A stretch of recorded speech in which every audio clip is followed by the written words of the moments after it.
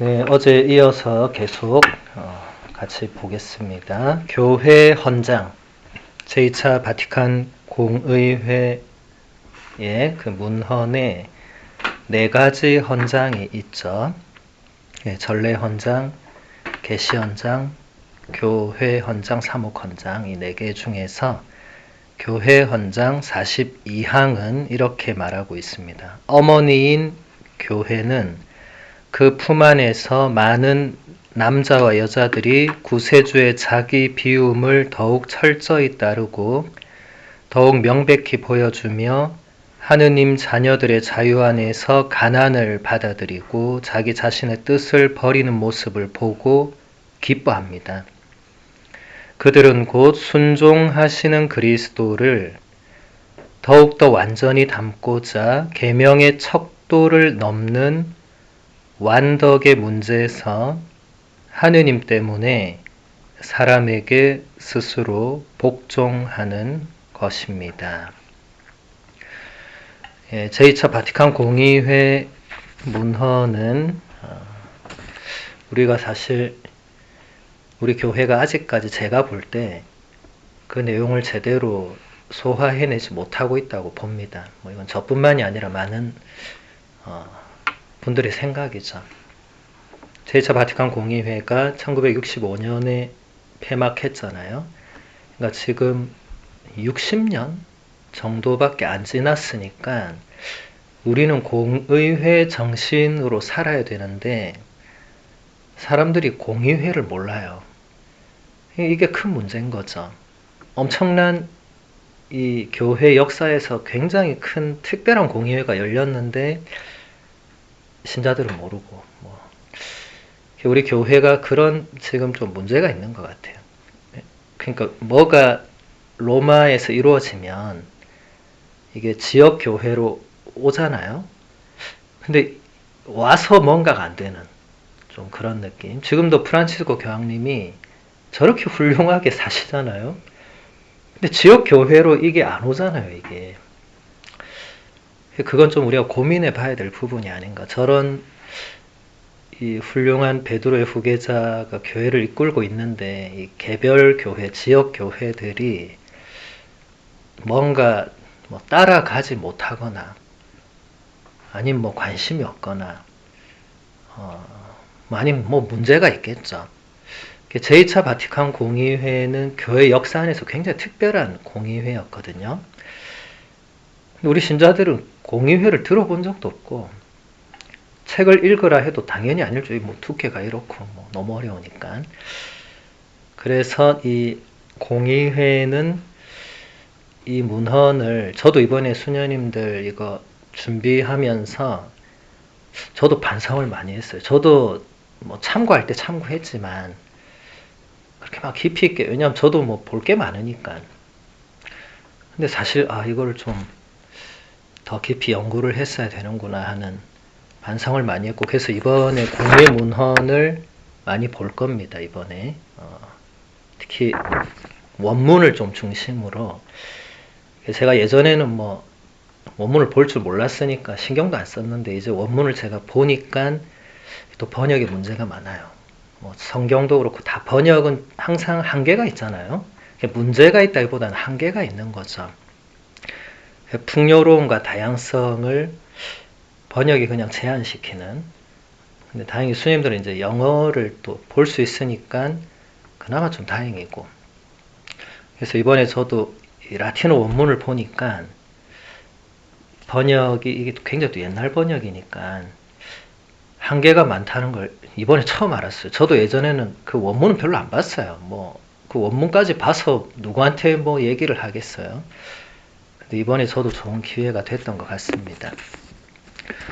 먼저 어머니인 교회에 대해서, 우리 교회는 2000년 동안 교부들을 시작으로 교회를 언제나 어머니로 표현을 해왔죠. 이태리어로 교회가 라끼에자거든요. 라가 여성이에요, 여성. 교회는 여성으로 표현이 됐어요. 이건 굉장히 놀라운 일이죠. 교회의 모든 이 직무의 중심에 남성이 있는데 교회 자체는 여성형이에요. 그래서 이 지난 세기에 위대한 신학자들이 많았는데 그 중에 한스 우르스 폰 발타살이라는 엄청난 이 가톨릭 신학자가 추기경님이 계셨죠. 그분이 이 교회가 왜 여성형인가를 굉장히 깊이 묵상하고 연구하시고 이게 결국은 이 성모님의 그 역할을 거기서 이제 발견을 하시죠. 성모님은 사도들이나 주교들보다 훨씬 중요한 분이시고 성모님이 어머니시고 그래서 교회가 어머니가 되는 이 엄청난 이 신학을 전개를 하죠. 그래서 교회는 언제나 어머니로 불려왔습니다. 그건 교부들도 그것은 변함없는 사실이었어요. 교회는 언제나 어머니입니다. 가톨릭 교회 교리서 169항은 이렇게 설명해요. 구원은 오로지 하느님에게서 옵니다. 그런데 우리는 신앙의 생명을 교회를 통하여 받게 되므로 교회는 우리의 어머니입니다.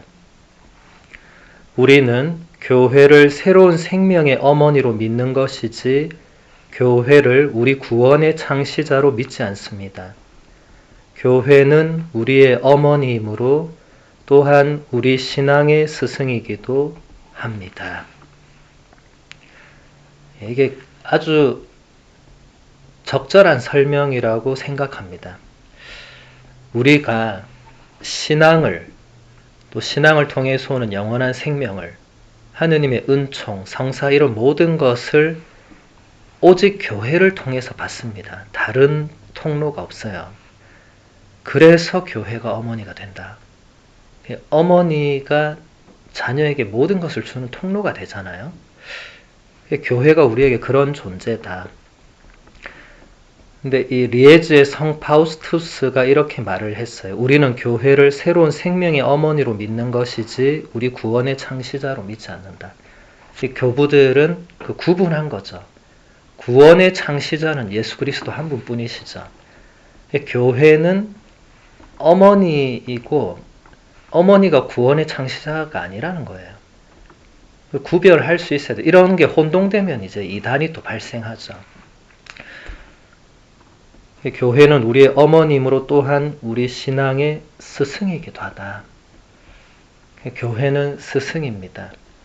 그러니까 우리는 교회 안에서 끊임없이 배워야 됩니다.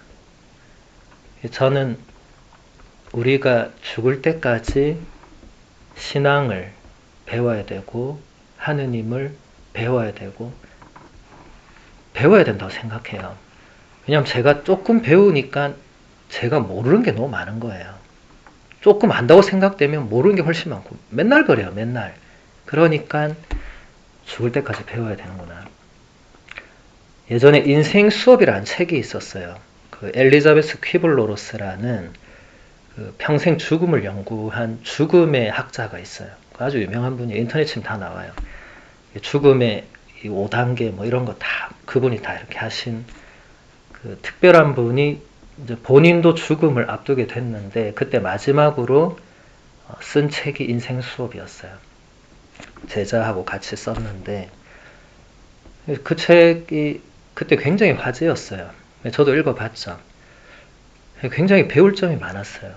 평생을 몇만 명의 그 임종 환자들을 연구하고 그들과 함께했던 사람이 쓴 책이니까 그 임종을 앞둔 사람들이 했던 말들, 본인이 느낀 것들 이런 거를 잘 정리를 해서 그 책은 한 문장으로 인생은 죽을 때까지 그 인생이란 것을 배우는 학교라고 죽을 때까지 배운다.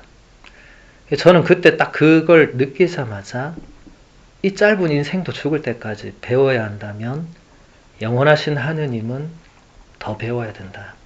교회는 더 배워야 된다. 성사는 훨씬 더 배워야 된다. 우리가 아는 게 굉장히 제한적이다. 죽을 때까지 배워야 된다. 죽고 나서도 배울 수 있으면 좋겠지만 그건 안 되니까 하느님 만나러 가기 직전까지도 배워야 된다. 그래서 저는 로마에 가서 그 훌륭한 교수님들이 연세가 80, 90이 된 분들이 하루 종일 도서관에 앉아있는 모습을 보면서 그걸 또 느꼈어요. 저분들은 공부 안 해도 되는 분들입니다, 사실은. 모든 걸 다, 도서관 책 다 본 분들이에요. 근데도 또 보고 있는 거예요. 그래서 전 처음엔 좀 이해가 안 됐어요. 아, 할 일이 없어서 저런 거 하시나 보다. 이렇게 생각했는데, 이 맥락으로 보면 맞는 거예요. 그분들도 보고 또 보는 거예요. 우리가 성경을 한번 읽고 안다고 말할 수 없잖아요. 죽을 때까지 읽고 묵상하잖아요. 교수님도 똑같은 거예요. 가설을 뭐 보시나를 보면 뭐 한쪽에 라틴어 원문 있고 한 뭐 무슨 이게 계속 있어요. 이렇게 계속 보는 거예요. 근데 사람이 그냥 이렇게 보는 게 끝이 아니잖아요. 성경도 이렇게 보는 게 끝이 아니잖아요. 계속 뭔가 끊임없이 새로워지는 거죠. 우리도 죽을 때까지 그렇게 해야 된다. 근데 제가 보니까 우리 수녀님들이나 신자들이 일단 배울 기회가 별로 없고 스스로 뭘 어떻게 배워야 될지를 잘 모르는 경우가 대부분이어서 그래서 제가 자꾸 그런 배움의 기회를 만들려고 하는 것 같아요. 최대한. 제가 조금이라도 이런 책을 보라든지 이런 걸 한번 묵상해 보라든지 자꾸 이렇게 알려드리면 누군가는 그걸 받아들이면 이제 배움의 길에 들어서고 안 받아들이면 뭐 할 수 없는 거고. 그래서 수녀님들도 수도 생활도 배워야 되겠죠. 죽을 때까지. 연세에 드신 수녀님들 만나보면 몇십 년 수도 생활을 하셨지만 본인이 아직도 수도 생활을 잘 모른다고 솔직하게 표현한 분들이 계세요. 전 그게 바른 표현이라고 생각합니다. 아직도 배울 게 많다는 거죠. 수도 생활 50년, 60년 하셨지만 하면 할수록 그 신비가 있다는 거겠죠. 그래서 우리도 끊임없이 배워야 된다. 저는 피정을 할 때 항상 이 부분을 제일 먼저 얘기합니다. 그래서 사람이 뭔가를 배우려면 열린 마음이 있어야 된다. 일단 내가 뭘 안다 이런 마음을 다 내려놓고 그냥 새롭게 배우는, 내가 알아도 배우는. 우리가 성경 한 100번 읽은 복음서도 다시 펴면 새롭잖아요. 그런 마음으로 배워야 된다. 어머님 교회를 통해서 배워야 된다. 저는 교회 바깥에서 배우는 것은 우리에게는 의미가 없다고 생각합니다. 세상 사람들이야 뭐든지 배우겠지만 저는 교회 바깥에서의 뭔가를 배워본 적도 없고 교회 안에서만 해도 죽을 때까지 다 못 배웁니다. 배울 게 너무 많아요. 전 제 책꽂이에 있는 책 다 못 읽고 죽을 거예요, 아마. 너무 많아요. 한 권 읽는 것도 보통 일이 아니에요. 공부하는 사람들이 책을 금방 읽을 것 같지만 아닙니다. 공부하는 사람도 오히려 책을 읽는 속도가 굉장히 느려요. 왜냐하면 이게 빨리 못 넘어가거든요. 그 내용을 내가 진짜 이해하기 전에 못 넘어가요. 그냥 이래 술술 읽는 게 아니에요. 그러니까 책 한 권을 읽는 게 어려운 일이에요. 굉장히. 배울 게 너무 많으니까. 만화책이나 이런 거야 그냥 이래 넘기면 되지만 공예 문헌은 그렇게 넘길 수가 없죠. 성경도 마찬가지고 그 한 줄, 한 문장, 한 단어가 우리를 멈추게 하잖아요. 그럼 멈춰야 됩니다. 시편에서 하느님이 그런 말씀하죠. 46편 11절에서 너희는 멈추고 하느님 나를 알아라 이렇게 하죠. 멈추는 거 필요해요. 복음 묵상할 때 멈춰야 됩니다. 안 그러면 묵상이 안 돼요. 슬슬 지나가잖아요. 그럼 묵상이 하나도 안 됩니다. 그래서 여러분들도 복음을 읽고 묵상할 때 또 이런 영성서적 읽을 때 교회 문헌 읽을 때 그냥 술술 이렇게 읽으시면 좋지 않아요. 안 읽는 사람보다 좋죠. 아예 안 읽는 사람보다. 그런데 읽으려면 제대로 배워야 됩니다. 읽는 거는 배움을 전제로 두고 하는 행동인데 우리 한국 사람들은 보니까 읽는 게 눈으로 넘기는 차원으로 이렇게 되는 거예요. 무슨 책을 읽었다면 제가 물어보거든요. 뭐가 가장 감명 깊었습니까? 혹은 그 내용을 나한테 얘기해 달라 하면 한마디도 못하는 사람이 대부분이에요. 뭘 읽었다 하면서 안 읽은 거랑 별 차이 없잖아요. 물론 읽었다고 다 기억하는 그거는 AI가 할 일이고 우리가 할 일은 아니지만 적어도 내가 어떤 책을 읽었을 때는 그 책이 나에게 주는 뭔가의 메시지를 내가 받은 게 있어야 되죠. 내가 배운 게 있어야 되죠. 아니면 그 책을 읽은 시간이 아까운 거죠. 아니면 그 책이 뭔가 의미 없는 책이었거나 내가 제대로 못 읽어냈다는 거겠죠. 그런 의미에서 우리가 여전히 교회 안에서 배울 게 많다. 어머니이고 스승이시기 때문에 특히 신앙의 스승 이런 표현들을 놓치면 안 돼요. 우리 신앙의 스승이 교회라고 가르치고 있잖아요. 교회. 우린 싫든 좋든 교회를 통해서 배워야 됩니다. 그러니까 우리가 교회 안에서 좋지 않은 경험도 하지만 그걸 통해서도 배워야 됩니다. 배울 게 있어요. 오상의 비오 신부님, 제가 이럴 때 자주 예로 드는데 그분이 평생을 양손 양발 옆구리에 구멍이 나서 피를 흘리고 사셨잖아요. 우리하고 한 100년 차이밖에 안 나는 분입니다. 근데 이제 그분을 통해서 자꾸 뭔가 기적적인 일도 일어나고 이제 사람들이 전 세계에서 몰려오니까 동료 수사들이 이제 시기 질투를 해서 모함을 하죠. 바티칸에 투서를 넣고. 그래서 바티칸에서 비오 신부님에게 모든 직무와 모든 걸 다 중단시켜요. 미사도 못하겠어요. 지금 제가 자는 저 조그만 방 같은 곳에서 2년 넘게 그냥 가만히 있겠어요. 밥만 주고. 저는 비오 신부님이 성인 품에 오른 거는 오상을 받아서가 아니라 그 명령에 순종했기 때문에 성인이 됐다고 생각합니다. 제가 비오였으면 안 받아들였을 거예요. 나갔을 거예요. 교회 바깥으로. 왜냐하면 이게 너무 부당하니까. 너무 억울하고. 근데 비오 신부님은 한마디도 교황님 제가 너무 억울하다 이렇게 하지 않고 2년 넘는 세월을 저 골방에 가만히 이렇게 계셨어요. 그래서 저는 한 번씩 그 2년 동안 그분이 무슨 생각을 했을까를 많이 묵상했어요. 그러니까 그분이 아마도 본인의 어떤 혹여나 있었을지 모르는 내면의 어떤 허영심이나 자만심 이런 걸 돌아보셨을 것 같고 뭐 있었을지 없었을지는 모르지만 혹여나 그런 게 생겼다면 그런 걸 돌아보시지 않았을까 하는 인간적인 저의 생각이 들었고 두 번째는 순종하시는 예수 그리스도 그분을 아마 깊이 2년 동안 묵상하지 않으셨을까. 물론 우리가 볼 때는 그 말도 안 되는 일이죠. 근데 그분이 해낸 거잖아요. 전 그래서 그분이 성인 품에 올랐다고 믿습니다. 성인 품에 오르는 거는 단순히 기적 때문에 오르는 게 아니거든요. 교회가 그 심사할 때 성인이 될 만한 그 뭔가를 본단 말이죠. 근데 그게 저는 순명이었다고 생각해요. 그때 누가 심사했는지 모르지만 최종적으로 요한 바울 2세 교황님이 이 비오 신부님을 10옥시성을 다 하시는데 요한 바울 2세 교황님은 그 과정을 다 하시는 분이었거든요.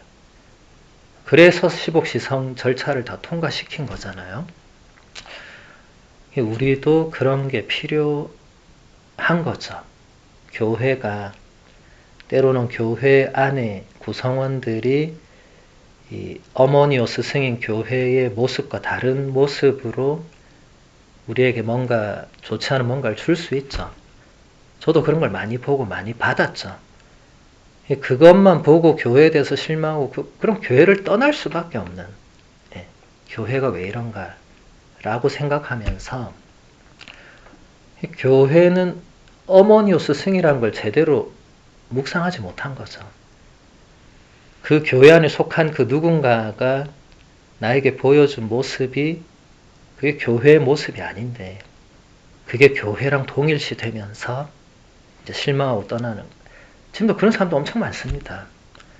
교회를 제대로 모르는 거죠. 교회는 그냥 그런 어떤 몇몇 사람들에 의해서 그냥 이루어지고 결정되는 그런 조직 단체가 아닙니다. 어제도 봤잖아요. 교회는 예수 그리스도의 신부입니다. 굉장히 특별한 거죠. 예수님이 떠나시면서 남긴 건 교회밖에 없습니다. 예수님은 글자 하나 쓰지 않았어요. 내 말을 기록해라 이렇게도 하지 않았는데 그냥 교회를 세운다 이것만 한 거예요. 그 열쇠를 베드로한테 맡기고 그 이상 뭐 따로 남겨놓으신 게 없어요. 예수님의 유산이 교회입니다. 교회. 2000년 동안 이어져 왔죠. 우리가 교회 역사를 이제 배우면서 아셨겠지만 교회 역사 안에서 엄청난 좋지 않은 일들이 많아서 요한보리스 교황님이 2000년 대인년 앞두고 온 세상 모든 인류 앞에서 그거 사죄했죠. 무릎 꿇고 이거 다 잘못했다고 정말 통렬한 반성을 하고 엄청난 사건이었죠. 온 세상이 깜짝 놀랐죠. 교회가 한 번도 그런 것에 대해서 잘못했다 이런 말 하지 않았는데 요한바로 2세가 이제 교황님이 그런 거 십자군 전쟁 마녀 사냥 뭐 다 이거 잘못된 것들 다 잘못했다고 정말 감동적이었죠. 저는 대희년은 요한바로 2세 교황님 아니면 그렇게 못 만들었을 거라고 생각해요. 특별한 분이셨죠. 교회는 그런 분을 통해서 더 잘 보여지죠. 근데 안 그런 분을 통해서도 교회는 분명히 똑같은 교회입니다. 우리가 교회 안에 있다는 게 그런 몇몇 이 본질적이지 않은 모습을 보고 흔들리거나 실망하거나 상처받고 뭐 인간적으로 그럴 수 있지만 그게 교회 전체가 아니기 때문에 우리가 교회 사람이면 끝까지 교회를 지켜야 되고 교회를 더 어머니오 스승으로 그래도 모셔야 되는 거죠. 비오 신부님 하셨던 것처럼. 저는 그분이 위대한 게 손발에 상처를 받아서 그거 아니라고 생각해요. 물론 그것도 대단한 거죠. 저 같으면 하루도 못 견디고 예수님한테 그냥 저를 빨리 데려가다 너무 고통스러울 거니까 바늘로 찔러도 아파 죽겠는데 구멍 나서 피를 철철 흘리는데 그 사람이 사실 어떻게 살아요. 근데 전 그것보다도 그분이 교회의 그 잘못된 결정이나 뭐 대응이나 이런 것에도 불구하고 교회를 어머니오 스승으로 끝까지 모셨기 때문에 교회를 빛내는 성인이 될 수 있었다고 생각합니다. 순종이 여기서 중요한 거죠. 여기도 지금 이제 순종을 우리가 볼 건데 조금 있다가 어머님 교회는 그 품 안에서 많은 남자와 여자들이 구세주의 자기 비움을 더욱 철저히 따르고 더욱 명백히 보여주며 하느님 자녀들의 자유 안에서 가난을 받아들이고 자기 자신의 뜻을 버리는 모습을 보고 기뻐한다고. 근데 이게 지금 누구를 말하는 거겠어요? 이게 일단 우리 남녀 수도자들을 말하는 겁니다. 지금 이 42항 안에서. 그러니까 우리 수녀님들이 구세주 예수님의 자기 비움을 더욱 철저히 따를 때 교회가 기뻐한다. 또 우리 수녀님들이 구세주의 자기 비움을 수녀님들의 삶과 존재를 통해서 명백히 보여줄 때 교회가 기뻐한다. 그리고 가난을 받아들이고 자기 자신의 뜻을 버리는 모습을 보고 기뻐한다. 이 다 순종, 순명과 관련된 거죠. 수녀님들이 서원한 그 순명, 순종. 물론 우리도 합니다. 저는 사제 생활을 하면 할수록 이 순명이 어렵다는 걸 느껴요. 새 신부 때는 가라는 데를 가잖아요. 근데 연차가 오를수록 신부님들이 보니까 이제 가라는 데를 안 가는 거예요. 저는 몰랐는데 주교님한테 얘기하는 거예요. 못 가겠다고. 안 가겠다고. 저는 한 번도 그런 말을 하진 않았지만 뭔가 그게 어렵구나 이런 건 느껴요. 왜냐하면 이제 자기 뜻을 더 드러내고 내세우는 그 그런 연차가 되는 거죠. 안타깝지만. 뭐 수녀님 세계도 비슷할 거로 생각합니다. 연차가 안 될 때는 가만히 있겠죠. 근데 이제 연차가 좀 되면 내가 연차가 이 정도 되면 대우가 좀 달라져야 되는 거 아닌가 이제 이런 생각 들 수 있죠, 인간적으로. 근데 장상 수녀님이 갑자기 어디 뭐 말도 안 되는 어디로 보내는 거예요. 그러면 이제 아니 내가 왜 거길 가야 되지? 이런 생각을 할 수 있죠. 뭐 잘못했나부터 막 인사가 만사라고 하잖아요. 우리 교회 안에서 물론 인사가 때로는 문제가 많을 수 있겠죠. 근데 교회 안에서 이루어지는 일이니까 받아들여야 된다고 생각합니다. 하느님 뜻이 있겠죠. 하느님은 악을 통해서도 선을 이끌어내시는 분이라고 우리가 믿잖아요. 그러면 그 인사가 악의 개입이 있었더라도 하느님께서 그걸 결국 선으로 이끌어내신다는 믿음이 있으면 순명할 수 있죠. 근데 그 믿음이 없으면 순명이 어렵습니다.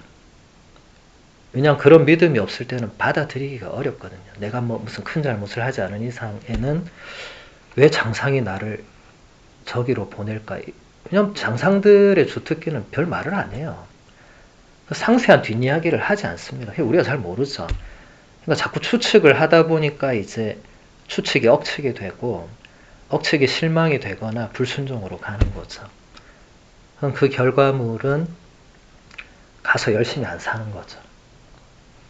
왜냐하면 인간적으로 내가 열심히 살아야 될 이유가 없는 거예요. 근데 그렇게 되면 교회가 기뻐하지 않는다는 겁니다. 교회가. 우리가 모르겠어요. 수녀님들하고 우리하고는 이제 어떤 선호하는 소임지가 다를 수 있겠죠. 우리는 외국에 나가는 걸 신부님들이 좋아하잖아요. 일단 힘드니까 말도 안 통하고. 저는 외국을 벌써 2번째 나왔잖아요. 그러니까 그 2번에 다 인사 명령을 주교님이 이렇게 하셨을 때 왜 하필 내가 가야 되지? 이런 생각을 인간적으로 할 수밖에 없었죠. 로마도 그렇고 미국도 그렇고. 근데 가서 살다 보면 하느님의 뜻이, 하느님의 계획이 여기서 있다는 거를 느끼게 되죠.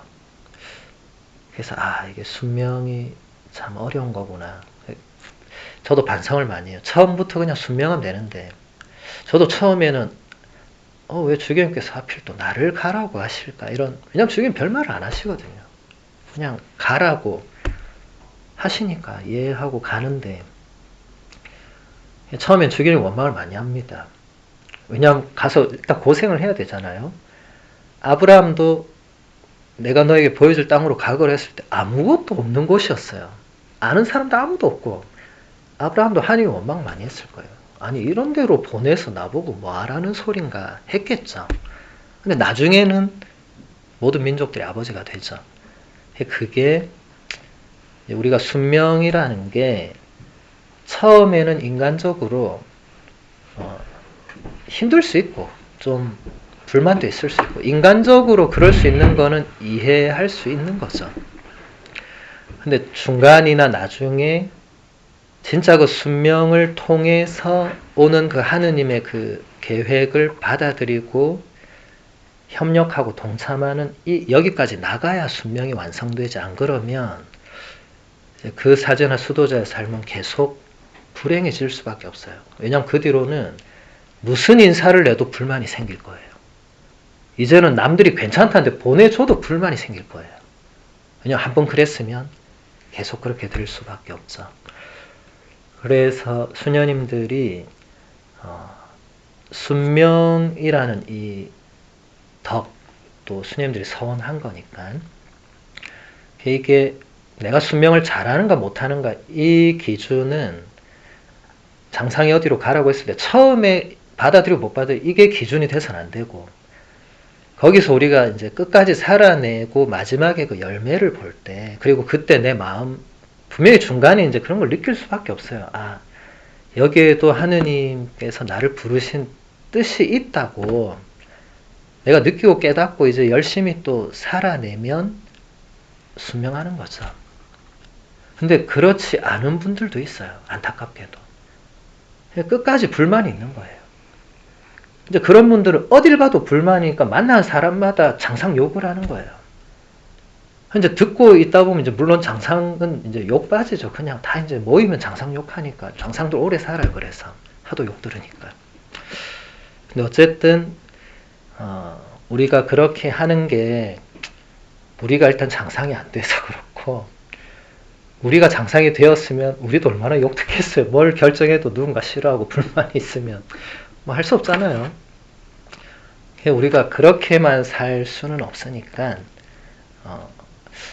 일단 인간적으로 분명히 이 인사가 문제가 있다는 걸 내가 안다 하더라도 그래도 하느님께서 그걸 통해서 뭔가 더 좋은 선을 이끌어내신다는 믿음. 전 미국 로마에서 그걸 많이 느꼈고 미국 와서도 느낍니다. 그래서 로마에서 한번 그런 걸 체험하고 제 인생에 다시는 외국 갈 일이 없을 거라고 생각했어요. 왜냐하면 제가 외국 가는 걸 원한 적이 없거든요. 근데 지금 또 미국 가라신가 저도 처음에는 로마도 가서 그렇게 고생하고 왔는데 미국을 또 왜 또 가라고 생각이 들었어요. 솔직히 뭐 말은 못하죠. 그냥 이해했지만 주교님이 제 표정 보시고 아셨을 거예요. 별로 좋아하지 않는구나. 그런 것도 지금 생각하면 참 제가 부족했구나 라고 그냥 감사하게 기쁘게 가면 되는데, 제가 미처 생각 못한, 하느님은 항상 우리가 생각 못한 뭔가를 하시잖아요. 그럴 때 저는 오히려 하느님의 뜻이 더 분명히 드러난다고 생각해요. 제가 생각했던 대로 되면 그건 제 생각이잖아요. 하느님 생각과 다른 거죠. 이사야서에서 하느님 그런 말씀 하시잖아요. 내 생각은 너희 생각과 같지 않다고. 나의 길은 너희 길과 같지 않다고. 내 생각과 계획은 너희의 길보다 아득히 높다고. 우리가 알 수 없다는 거잖아요. 그러니까 섣불리 내 생각과 계획대로 이게 하느님 뜻일 거야 라고 섣불리 판단하고 그럼 순명이 어렵겠죠. 어디를 가라고 하시든지 솔직히 장상이 별 뜻 없이 보낸다 하더라도 장상을 통해서 또 하느님의 뜻은 분명히 뭔가 있을 거니까 그게 순명의 정말 깊은 의미가 아닐까 생각합니다. 장상에게 순명한다기보다는 장상을 통한 하느님 뜻에 결국 순명을 해야 되잖아요. 장상이 누구냐는 그러면 그렇게 중요하진 않습니다. 나하고 맞든 안 맞든, 나를 싫어하든 안 싫어하든 이런 거랑 중요하지 않아요. 어디를 가든 어느 소임지에 가든 하느님께서 그곳에서 내가 하기를 원하시는 뭔가를 내가 발견해내면 이제 제대로 그 순명의 의미를 찾은 거죠. 그래서 여기 계속 본문을 보면 그들은 곧 순종하시는 그리스도를 더욱더 완전히 담고자 계명의 척도를 넘는 완덕의 문제에서 하느님 때문에 사람에게 스스로 복종하는 것이다. 제가 말씀드린 것과 같은 맥락이죠. 하느님 때문에 장상에게 순종하는 거죠. 하느님 뜻이 그 안에 있다고 믿기 때문에. 그러면 지금 여기서 우리 수녀님들이 철저히 따르고 보여줘야 되는 구세주의 자기 비움. 이게 필리피서 2장 6절에서 7절에 보면 사도 바오로가 이렇게 말하고 있죠. 그리스도께서는 하느님의 모습을 지니셨지만 하느님과 같음을 당연한 것으로 여기지 않으시고 오히려 당신 자신을 비우시어 종의 모습을 취하시고 사람들과 같이 되셨습니다. 이게 구세주의 자기 비움입니다. 수녀님들이 또 우리 사제들이 이것을 더욱 철저히 따르고 더욱 명백히 사람들에게 보여줄 때 어머니인 교회가 기뻐한다. 자, 하느님이신 분이 인간으로 내려오신, 근데 그보다 더 내려와서 종이 되시는 그 자기 비움, 이것을 전문 용어로 케노시스라고 하죠. 이 케노시스를 우리가 철저히 따르고 명백히 분명히 보여줘야 된다. 된다기보다는 그렇게 할 때 어머니 교회가 기뻐한다. 이게 순명하고 굉장히 직결되죠.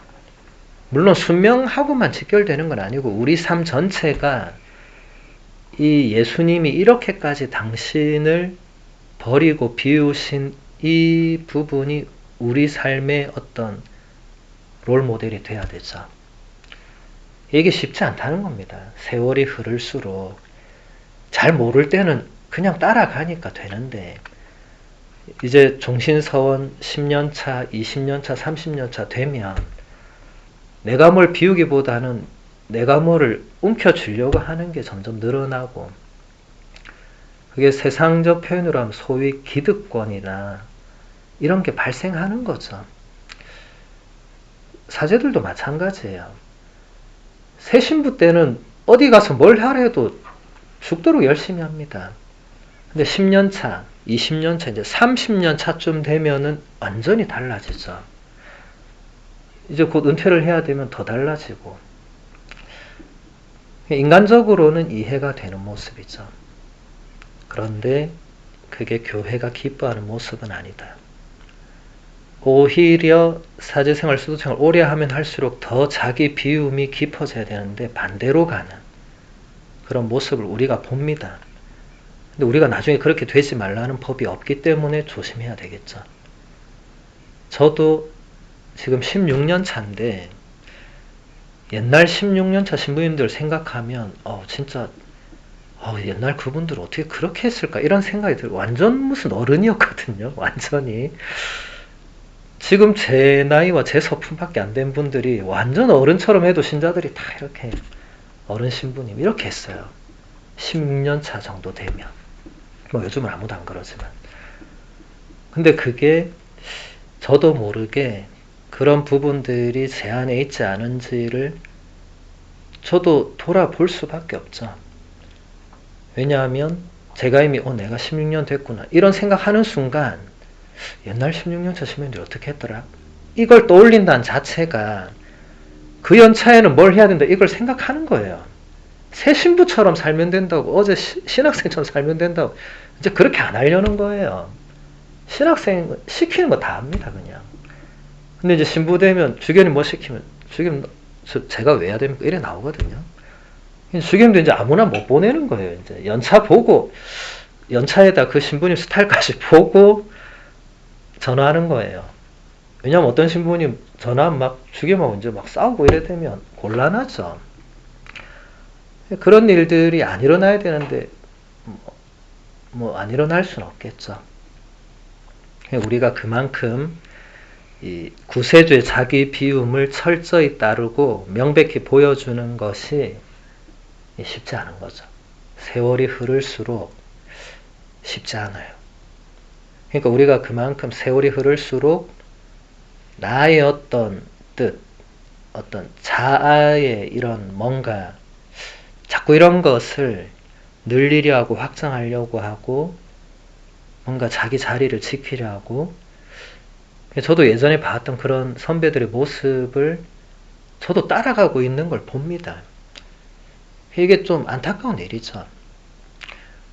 그래서 성인들이 신학생처럼 살아라 했던 게 바로 그런 맥락이구나. 그렇게 되지 말라는 거겠죠. 그렇게 기득권 다 누리고 뭐 우리 사제들 같으면 이제 큰 본당, 좋은 본당 계속 가고 그럼 누군가는 이래 외국을 오고 시골을 가고 특수사목을 하고 남들 하기 싫어하면 가고 누군가 해야 되잖아요. 이제 주교님이 고민하겠죠. 왜냐하면 좀 연차되는데 어디 이상한 데 보내면 난리치겠죠.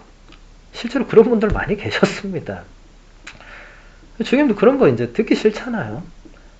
그러니까 그런 분들 계속 그냥 좋은 데 보내고 그럼 이제 주교님께 순명하는 말없이 순명하는 신부들은 계속 이제 남들 안 가려는 데 보내고 뭐 그런 게 있어요. 뭐 수도에 다 있을 거예요. 안타까운 거죠. 교회 헌장에서 말하고 있는 이런 부분들이 우리 안에서 얼마나 실현되고 있는가. 얼마나 사제 수도자들이 개별적으로 이런 부분을 묵상하고 자기 신념 안에 이걸 포함시키고 있는가. 이건 우리도 두고두고 생각해야 될 부분입니다. 특히 인사가 났을 때 혹은 인사가 안 났을 때 둘 다 생각해야 됩니다. 왜냐하면 인사가 계속 안 나도 불만이 생겨요. 아니 주교님 혹은 장상이 나를 여기 처박아두고 이제 잊어버렸구나. 이제 이렇게 되잖아요. 한번 인사 내놓고 한 10년을 안 부른다면, 근데 그 10년 동안 내가 이 순명의 자세를 이거를 오히려 키울 수 있는 기회로 삼을 수 있죠. 어제도 얘기했지만 하나님께서 우리에게 크고 거창한 일을 원하시지 않는다고. 크고 거창한 일을 해야 될 분들이 계시겠죠. 그거 꼭 내가 아니어도 됩니다. 굳이 내가 다 할 필요 없고 내가 다 할 능력도 안 되고 사실은 그냥 우리는 우리에게 맡겨진 일을 그냥 최선을 다해서 하는 거죠. 작은 일에 성실한 게 큰 일을 잘하는 것보다 훨씬 더 하느님께 의미 있는 일입니다. 순종하시는 그리스도 계속 보면 필리피서 2장 7절에서 8절 이렇게 여느 사람처럼 나타나 당신 자신을 낮추시어 죽음에 이르기까지 십자가 죽음에 이르기까지 순종하셨습니다. 이 그리스도 창가는 우리가 주님 순환 성지 주일날 항상 이 독서로 듣게 되죠. 그리고 그리스도 창가 생활성가 노래도 있어요. 이 성경 말씀을 가사로 해서 성가로 만든 노래도 있어요. 제가 아주 좋아하는 노래인데 순명이 어려울 때 저는 그 노래를 혼자 불러요. 그러면서 예수님의 그 마음을 가만히 묵상합니다. 그러면 예수님께서 저한테 꼭 그렇게 속삭이시는 것 같더라고요. 그 노랫말 안에서 나도 예수님이 나도 나를 이렇게 비웠으니까 너도 너를 더 비우면 좋겠다. 꼭 그렇게 말씀하시는 것 같더라고요. 제가 뭔가를 못 비우니까 순명이 어려운 거겠죠. 예수님은 하느님 뜻에 전적으로 순명하잖아요. 똑같은 분인데 여러분 장상도 똑같은 수도자잖아요. 근데 나한테 자꾸 어디 가라 뭐 해라 막 안 좋은 것만 하면 아니 똑같은 종신서원자끼리 나한테 왜 이래 이럴 수 있잖아요. 근데 예수님 안 그랬다는 거예요. 무조건 하느님께 순종하셨다는 거예요. 그래서 인간이 되고 인간이 된 것뿐만 아니라 죽음에 이르기까지 순종하셨다. 이건 당연한 일은 아닙니다. 예수님의 순종은 그냥 계획되거나 당연한 일은 아니고 예수님이 정하는 거잖아요. 예수님이 순종 안 할 수도 있잖아요. 근데 그런 일이 안 일어난 거죠. 예수님의 그 순종을 우리도 더욱더 완전히 담기 위해서 하느님 때문에 사람에게 스스로 순종한다. 그러니까 우리가 이 순명을 하는 것은 결국 순종하시는 예수 그리스도를 더 닮는 길이다.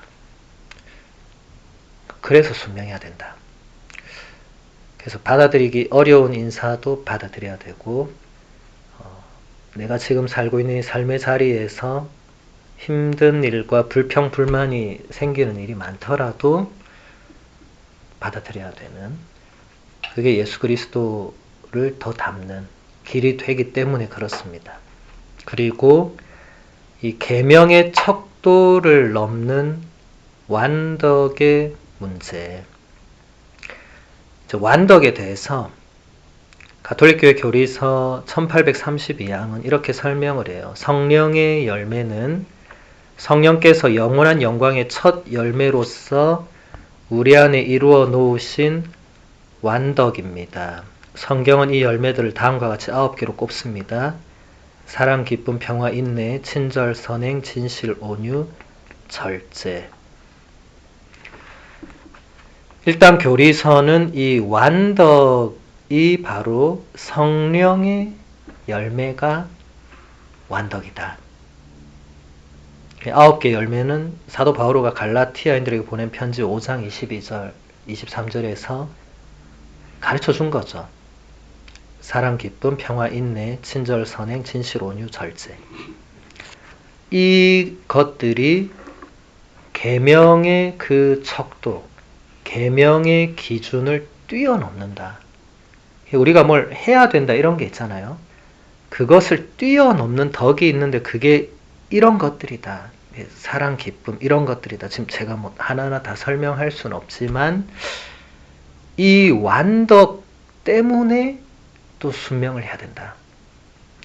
바꿔 말하면 우리가 순명을 통해서 이런 완덕에 가까이 간다는 거죠. 이런 완덕을 배운다는 거죠.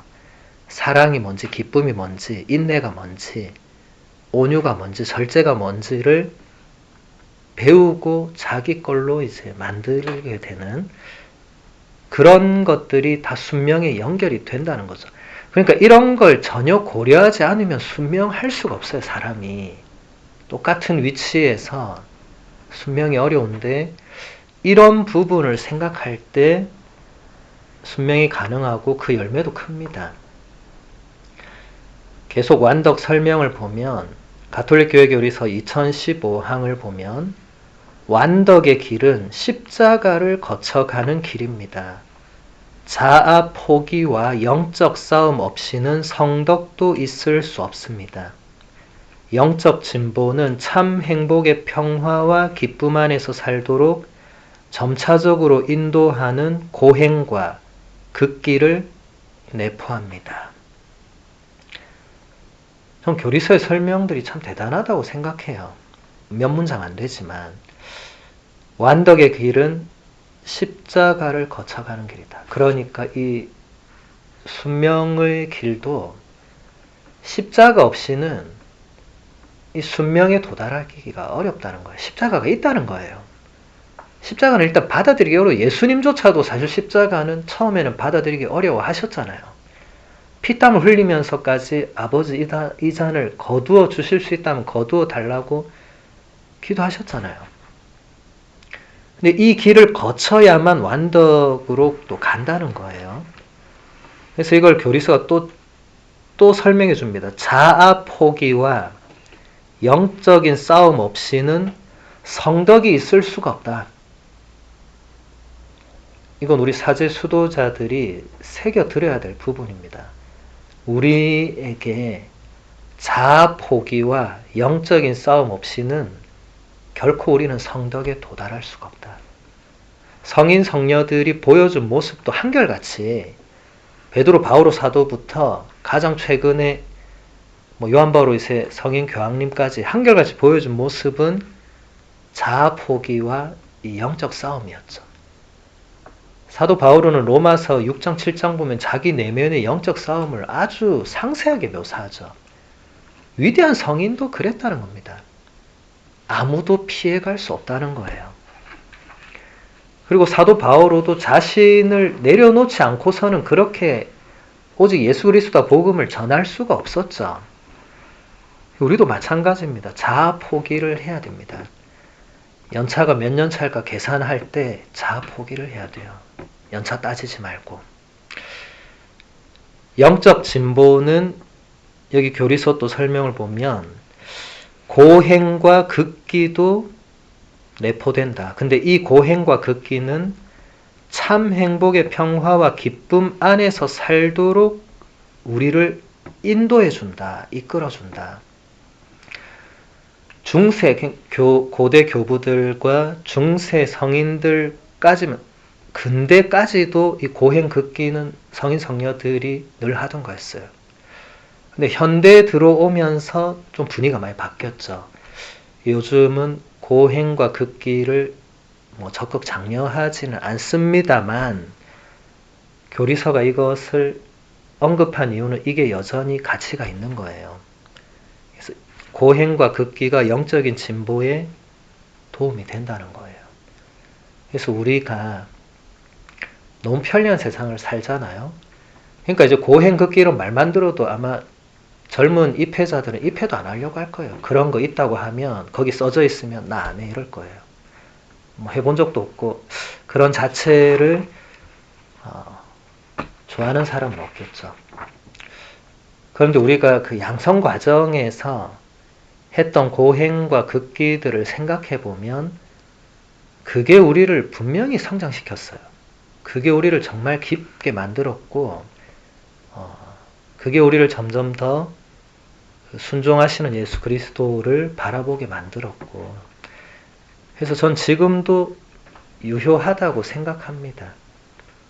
그러니까 애써 막 찾고 이렇게까지는 안 하더라도 우리가 힘든 시간들이 왔을 때 이런 걸 생각하면 좋을 것 같아요. 고행과 극기가 우리가 요즘같이 편리한 세상에서 다른 데서 할 수 없다면 그 상황 자체를 이제 고행과 극기로 받아들이는 거죠. 이 상황을 내가 참고 견디고 살아내는 게 그게 고행과 극기죠. 다른 동료들은 편하게 사는 모습이 눈에 들어오겠지만 내가 그만큼 고생하는 만큼 내가 영적으로 진보한다면 의미 있는 거죠. 그런데 그렇게 생각하지 않고 다른 동료들은 다 편안한 곳에서 편안한 소임하는데 나만 왜 이런 데서 이런 소임하나 이제 이렇게 가면 이 삶이 고행이 아니라 그냥 고통의 바다입니다. 괴롭죠. 영적 진보가 아니라 괴로움으로부터 우리를 끌고 가죠. 그러면 기쁨이 사라지겠죠. 이 수도 생활에 기쁨을 못 느끼겠죠. 그러면 떠나는 경우도 발생하겠죠. 그러니까 우리가 자꾸 그렇게 가면 안 된다는 거예요. 니사의 그레고리오 성인은 이렇게 얘기합니다. 올라가는 사람은 아무리 산 넘어 산이라고 해도 끝없이 새로운 고개를 하나씩 넘어갑니다. 올라가는 사람은 이미 아는 것을 차지하려는 갈망을 버리지 않습니다.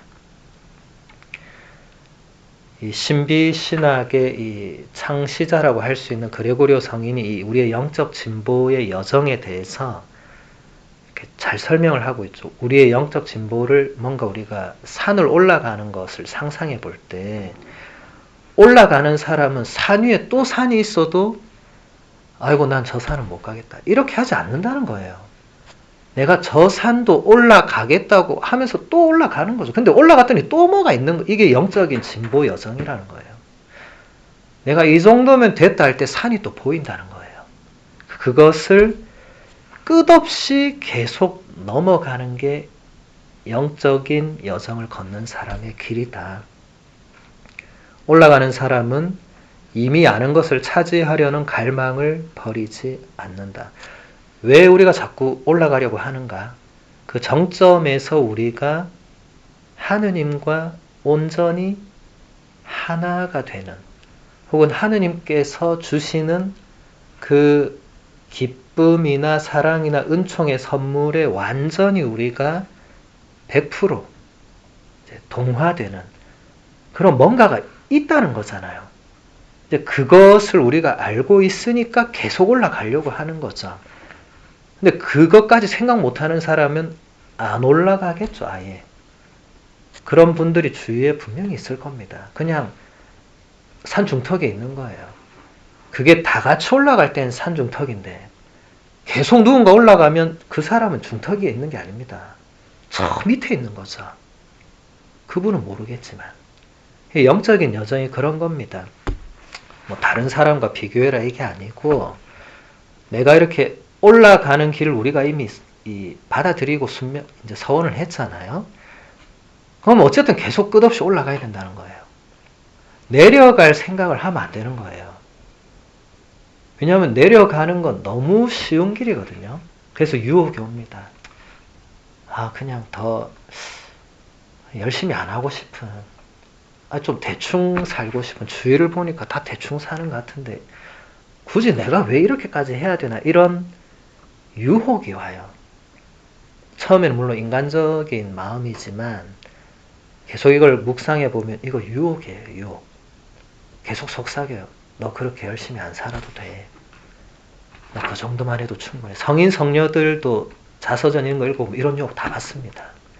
마귀들이 와서 유혹해요. 너 그만해라 이제. 그 정도면 됐지 뭘 더 하려고 하냐. 너 충분하다. 그런 유혹이 오는 거예요. 여러분 그런 게 올 때 조심해야 됩니다. 내가 열심히 했지만 내가 열심히 한 거는 그게 그 어떤 공로도 되지 않는다고 성인들이 얘기하거든요. 수아데르사 성녀는 자신 하나님 앞에 섰을 때 내가 이렇게 했다고 말 한마디 안 할 거라고 했어요. 나의 공로는 아무것도 없다고 했습니다. 성인들이 그렇게 얘기했다면 우리야말로 아무리 열심히 해도 하느님께 드릴 공로는 없다고 여기는 게 맞겠죠.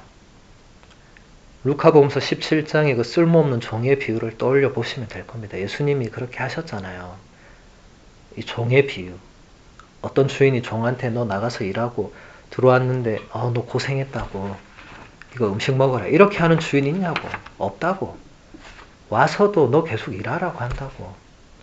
그래서 너희는 뭐라고 말해야 되냐면 주님 저희는 쓸모없는 종입니다. 해야 할 일을 했을 뿐입니다. 라고 말하라고 예수님이 직접 얘기를 하세요.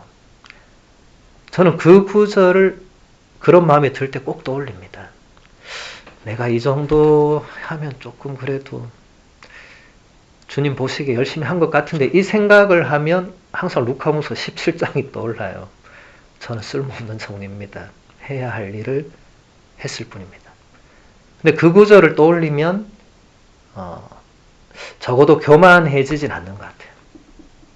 그걸 막 주님께 자랑하거나 그러진 않는 것 같아요. 물론 주님께서는 잘했다고 해주시지만 잘했다 해서 이제 거기서 그냥 저는 이 정도만 하겠습니다 하면 안 되는 거잖아요. 예수님의 취지는 네가 잘했다 이 말을 안 한 게 중요한 게 아니고 계속 하라는 거예요. 계속. 네. 네가 종으로서 네 할 일을 계속 하라고. 그렇게 해야 나중에 진짜 상을 받는 거지. 한두 번 하고 그만하고 한두 번 하고 그만하고 이것은 올바른 종의 모습이 아니다. 우리는 다 하느님의 종으로 살기로 하느님 뜻대로 우리에게 이루어지도록 성모님이 그렇게 하신 말씀을 우리도 그대로 살도록 우리 존재를 봉헌한 사람들이잖아요. 그러면 예수님의 그 말씀이 서운하게 들리는 말씀이 아니라 맞는 거죠. 쓸모없는 종이 맞죠. 솔직히 우리의 인간적인 걸 볼 때 쓸모있는 도구들은 아닙니다. 쓸모없는 게 맞죠. 12사도도 보세요. 그 쓸모있는 사람이 어디 있었어요? 쓸만한 사람 누가 있었어요? 단 한 명도 없었습니다. 진짜 인간적인 눈으로 볼 때는. 저 같으면 그런 12명 절대로 안 뽑습니다. 정말 유심히 보고 좀 괜찮은 사람들을 뽑지 그렇게 안 뽑아요. 그렇게. 우리도 사실 뭐 특별할 게 없잖아요. 쓸모없는 종이 맞습니다. 그것도 인정해야 돼. 우린 쓸모없는 종이고 해야 할 일을 했을 뿐이라고 우리 입으로 고백해야 됩니다. 수님들 한번 다음에 그 말을 직접 한번 해보세요. 이거 잘 안 나옵니다. 근데 저도 직접 하려니까 이게 잘 안 되더라고요. 이걸 진짜 내 입으로 내 마음으로 주님 저는 쓸모없는 어떤 일을 하고 났을 때 그 말을 입으로 정말 고백하는 게 쉽지 않더라고요. 한번 해보세요. 이게 잘 되는지. 그냥 말하는 차원이 아닙니다. 정말 내 마음으로 주님 저는 쓸모없는 종입니다. 이 말이 나오는지 안 나오는지 서운하거든요. 예수님 제가 이렇게 열심히 했는데 저를 쓸모없다고 여기실 수가 있습니까? 그 차원이 아니에요. 제가 그 복음 말씀을 묵상할 때는 예수님은 절대로 그런 차원으로 너는 쓸모없는 놈이다. 이게 아니에요. 그거는 전적으로 우리 쪽에서 생각해야 될 부분이에요. 해야 할 일을 했을 뿐인 것도 우리가 그렇게 해야 계속 하느님의 일을 할 수 있는 거예요. 그러지 않으면 하느님의 일을 우리가 하기가 어렵겠죠. 내 일을 하고 싶겠죠. 내가 원하는 일. 하느님의 일과 내가 원하는 일은 같으면 좋겠지만 같지 않을 때가 있을 겁니다. 그럴 때 우리가 선택을 해야 되잖아요. 하느님의 일이냐, 나의 일이냐. 이거 순명도 결국 거기 다 걸려 있어요. 하느님이 원하시는 소임이냐, 내가 원하는 소임이냐. 하느님이 원하신 쪽으로 가야죠. 장상이 원하고 안 원하고는 좀 다른 문제인 것 같아요. 장상은 별 뜻 없을 수 있어요. 아까도 말씀드렸지만 그냥 장상이 귀가 얇은 사람이면 누가 옆에서 한마디 하면 그냥 홀깃해서 그냥 얘 어디로 넣어 이렇게 할 수도 있어요. 뒤에 나중에 들을 수 있어. 그럼 어떻게 이렇게 말도 안 되는 인사를 막 이럴 수 있잖아요. 근데 그럴 때 하느님이 원하시는 소임이라면 장상이 그렇게 하든 말든 상관없는 거예요. 그냥 장상은 하느님이 장상을 통해서 이렇게 한 거고 나는 해야 할 일을 해야 되는 사람인 거죠. 그렇게 우리가 순종 또 완덕의 부분도 그렇게 해서 나아갈 수 있다. 예. 오늘은 여기서 마무리. 오늘은 어제보다 더 못 나간 것 같네. 예. 교회 원장 하나 보고 끝났네요. 예. 다음 달에 또